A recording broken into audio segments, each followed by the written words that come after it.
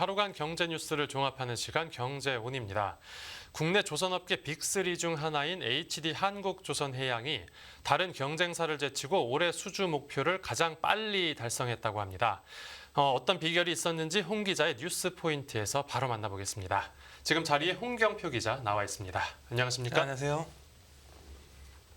네, 우리나라 조선업계 좋은 소식이 있죠? 네, 어제 뉴스 포인트에서는 우리나라 조선업이 지난달 중국에 수주 경쟁에서 뒤처졌다는 소식을 전해드렸는데요. 네. 오늘은 우리나라 조선사들의 강점인 친환경 선박에서 HD 한국조선해양이 또다시 수주에 성공했다는 소식이 나왔습니다. 네. 역시 양보다는 질이라는 걸 보여준 셈이죠. 수주 규모가 얼마나 됩니까? 이 HD 한국조선해양은 약 6,100억 원 규모의 이제 차세대 친환경 선박인 초대형 암모니아 운반선 수주에 성공을 했습니다. 네.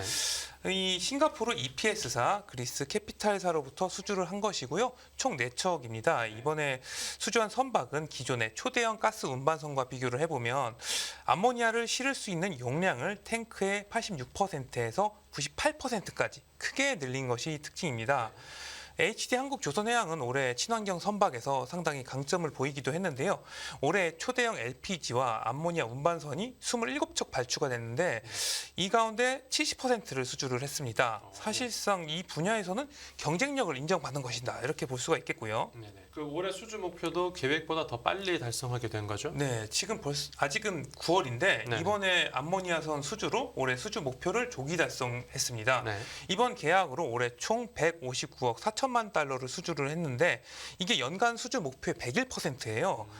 이 HD 한국조선해양은 3년 연속 조선 빅3 중에서 이제 가장 먼저 수주 목표를 이뤘습니다. 네. 지난 2021년과 2022년에도 이제 연간 목표를 조기에 이룬 바가 있어요. 올해까지 3년 연속으로 이룬 그러네요. 달성한 거네요. 네네. 네, 배를 이제 한번 보면 석유화학 제품 운반선, 컨테이너선, LPG, LNG선, 암모니아선 등 이제 배 종류도 상당히 다양했습니다. 네. 그런데 이 중에서 친환경 선박의 비중이 거의 70%에 달해서 친환경 선박에 대한 강점을 이제 보여줬고요. 그 네. 친환경 선박에 집중하고 있는 어떤 특별한 이유가 있습니까? 이게 최근에 친환경 선박이 가격이 지속적으로 오르고 있습니다. 네. 최근 데이터를 보면 LNG선 선가가 배 가격이 네. 5주 연속 올라서 2억 6,500만 달러까지 왔는데 지금 LPG선도 상당히 호황을 맞고 있는 상황이고요. 네. 이 친환경 이제 에너지 수요가 계속적으로 늘고 있지 않습니까? 그러다 보니까 선사들이 이 친환경 선박을 또 발주를 하다 보니까 이제 친환경 선박의 수요가 또 늘고 있는 거고요. 네. 네, LNG 추진선 같은 경우는 이제 2030년에는 약 4,000척까지 늘어날 것으로 전망이 되고 있습니다. 그리고 친환경 선박 같은 경우는 아직은 우리나라가 중국보다는 기술력에서 상당히 앞서고 있다고 평가를 받고 있기 때문에 이제 고가의 선박에서 두각을 나타내고 있다는 점이 상당히 긍정적으로 바라볼 수 있을 것 같습니다. 네. 네, 이제 우리가 기술 격차를 최대한 벌려서 중국의 가격 공세가 네. 따라오지 못하게 해야 될 것 같고요. 네네.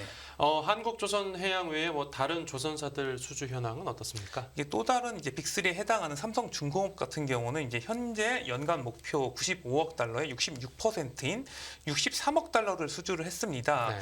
지금 한 66%니까 아직은 시간이 있잖아요, 사실. 4분기도 있고 수주 소식을 좀 더 기다려 봐야 될 것 같고요. 네.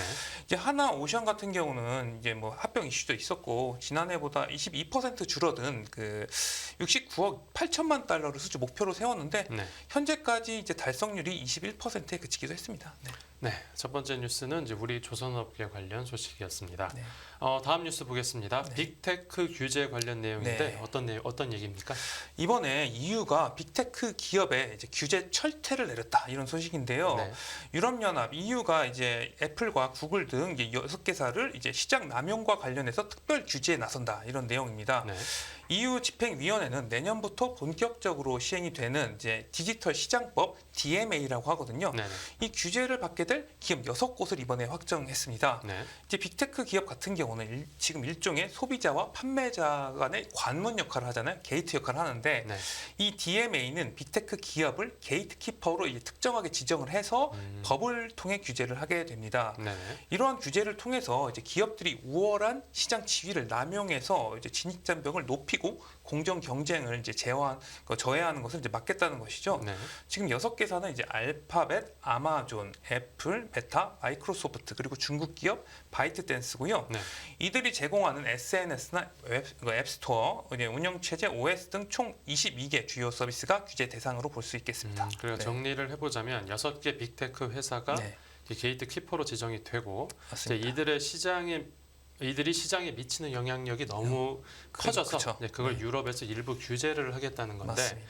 네, 구체적으로 어떻게 규제를 하겠다는 겁니까? 그러니까 지금 6개 이제 게이트키퍼로 지정된 기업은 이미 이제 수집된 사용자의 어떤 개인 정보를 다른 서비스업을 할 때 또다시 활용하는 거 이게 엄격하게 금지가 되고요. 반드시 이제 이용자의 동의를 받아야 합니다. 네. 예를 들면은 우리 이 동선이라던가 우리가 검색할 때 취향 같은 경우를 뭐 사업에 또 이용할 수도 있잖아요. 네네. 이걸 빅테크 마음대로 하지 못하게 하겠다는 것이죠. 그러니까 수집할 때 동의 네. 한번 받고 그렇죠. 그걸 이용할 때 또 동의를 맞습니다. 받아라 그런 거죠. 네. 뭐 이게 사실 그 개인정보 보호에선 좀 당연한 거긴 한데요.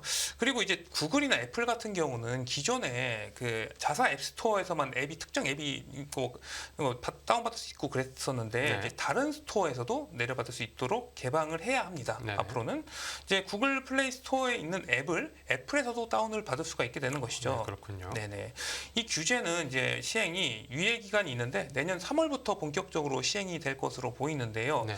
이를 어겼을 때 전체 연간 매출에 10%의 과징금이 부과될 수도 있고요. 네. 이걸 반복적으로 무시하고 어겼을 때는 20%까지 때릴 수가 있어가지고 네네. 상당히 강력한 처벌이 내려지게 됩니다. 네. 네, 매출의 20%면 꽤 많아 그렇죠. 보이는데 네. 내년 3월이면 한 6개월 정도 남았습니다. 네. 이제 바로 규제가 시행된다고 하면 네. 그 빅테크 기업들 수익에도 영향이 있겠죠? 네, 그래서 아까 위에서 이야기 드린 6개 기업의 주요 사업이 이제 이후에 감시 대상이 되니까 네. 이 사업이 만약에 자유롭게 못해지면은 사업 활동에 이제 큰 제약을 받을 수 있겠죠. 네. 이제 감시 대상으로 들어간 게 SNS를 보면 틱톡, 페이스북, 인스타그램 등 우리가 알만한 SNS 다 들어가 있잖아요. 네네. 그리고 운영 체계는 구글 안드로이드, iOS, 윈도우, 뭐 저희가 나오는 유튜브까지 들어갔습니다. 네. 사실 이 빅테크 기업의 생태계가 상당히 중요하지 않습니까? 네. 애플은 또 애플만의 생태계가 있고 뭐 안드로이드도 마찬가지인데 네. 이 생태계를 다 돈을 들여서 구축을 해놨는데 갑자기 공유하라고 하니까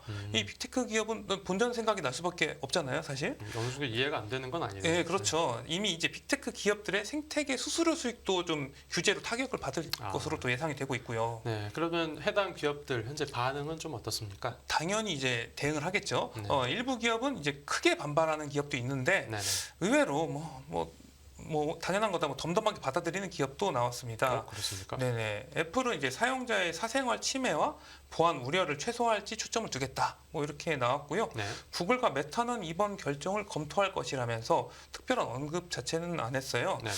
오히려 마이크로소프트는 상당히 좀 반기는 분위기였는데요. 네. 오히려 자사의 검색 엔진 빙과 엣지가 이번에 빠졌는데 네. 이게 오히려 빠지면서 반색하는 모습이고 EU 조사를 환영한다고도 했습니다. 좀 의외네요. 네. 그런데 이제 가장 이제 강하게 반발한 데가 네. 바이트댄스거든요. 이게 중국 네. 기업이죠. 네. 매우 실망스럽고 향후 대응방을 이제 검토해 보겠다. 뭐 음. 이렇게도 밝혔습니다. 네. 네. 바이트댄스가 가장 반발이 심하다고 했는데 공교롭게도 6개 중에 바이트댄스만 중국 회사네요. 네, 그렇죠. 네. 근데 이번에 삼성전자도 규제 대상으로 거론됐다고 하던데, 근데 실제 리스트에서는 빠졌습니다. 네, 그러니까 이번에 6개 기업이 이후에 철퇴를 맞았었잖아요. 당초에는 원래 7개 기업이 조사 대상에 있었거든요. 네네. 7월까지만 해도 삼성전자가 그러니까 위에 아까 설명드렸던 6개 기업에 추가가 됐었어요. 네. 이게 잠재적 게이트키퍼 리스트에 들어가 있었는데 네. 이번에 발표가 난 거 보니까 빠져 있었죠. 이게 사실 이 삼성전자라는 기업이 규제 대상에 들어가는 게 맞냐 이런 이야기도 사실 좀 돌았었습니다. 네네. 왜냐하면 삼성전자가 사실 뭐 스마트폰도 있지만 뭐 반도체로도 유명하잖아요. 네. 그래서 제조사지 이게 빅테크 기업이냐 뭐 이런 논란도 있었고요. 예. 네, 물론 저도 뭐 갤럭시 쓰긴 하지만 네. 이 갤럭시 사용자들이 갤럭시 스토어보다는 그 구글 플레이 스토어를 더 많이 쓰지 않습니까, 사실? 그래도 지금 유럽에서 삼성전자 스마트폰 시장 점유율이 1위거든요. 그래서 이번에 그 감시 대상으로 들어간 것으로는 보이는데 네. 결국에는 삼성은 이제 그 빅테크 규제에는 들어가진 않았고요. 네. 이게 EU 측이 삼성이 소명한 게 정당한 논거다 이렇게 좀 받아들인 것으로 보여집니다. 네. 삼성전자 입장에서는 뭐 경쟁사들이 규제를 받으면 오히려 잘된 일로 봐야겠죠? 네, 그래서 삼성전자가 반사이익을 얻을 것이다. 뭐 이런 전망도 있는데요. 네. 아까 말씀드렸다시피 애플 같은 경우는 수수료 수익이 깎일 수도 있고요. 네. 뭐 경쟁사잖아요, 애플이. 그리고 앱스토어 앱도 뭐 이제 애플에 있던 게 뭐 안드로이드에서 쓸 수 있으니까 삼성 쪽에서는 뭐 애플에 있던 걸 또 가져와서 또 갤럭시에 쓸 수도 있는 거고 네. 다양한 선택지가 생겼다고 볼 수도 있는 것이죠. 네, 알겠습니다. 네. 다음 뉴스 보겠습니다. 반도체 설계 회사인 ARM이 나스닥 상장을 준비하고 있다는 내용 전해드렸었는데 이 ARM 관련 새로운 소식이 있다고 하는데 어떤 겁니까? 네, 그 ARM 이제 올해 미국 최대 IPO 대어로 꼽히는데요. 네. 지금 상장을 위해서 미국 증권 거래위원회 SEC의 증권 신고서를 제출을 했습니다. 네. ARM 같은 경우는 이제 스마트폰의 두뇌인 모바일 AP의 설계 기술을 보유한 기업이거든요. 네. 지금 사용되는 대부분의 반도체가 ARM의 설계도를 사용을 합니다. 이 때문에 이번 IPO에 이제 삼성전자뿐만 아니라 애플, 엔비디아 등 반도체 기업뿐만 아니라 뭐 다양한 빅테크 기업들도 투자하겠다는 의향을 밝히기도 했는데 네네. 이번에 근데 애플이 좀 더 앞서가는 모습이에요. 애플이 ARM과 장기 계약을 체결했다는 소식입니다. 장기면 뭐 얼마나 계약을 한 겁니까? 네, 애플은 이제 아이폰이나 맥에 들어가는 AP 이제 프로세서를 자체적으로 제작을 하는데 네.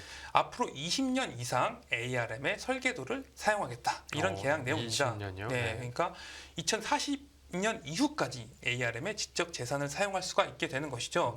네. 네, 그래서 애플이 선제적으로 ARM과 이제 계약을 맺으면서 그러면 삼성전자도 가만히 있을 수는 없잖아요, 사실. 네네. 그래서 삼성전자나 엔비디아 등 다른 반도체 기업들도 ARM과 스킨십을 강화할 것으로 전망이 되고 있습니다. 네, 알겠습니다. 다음 뉴스는 아세안 정상회의 관련된 내용이네요. 네. 소개해 주시죠.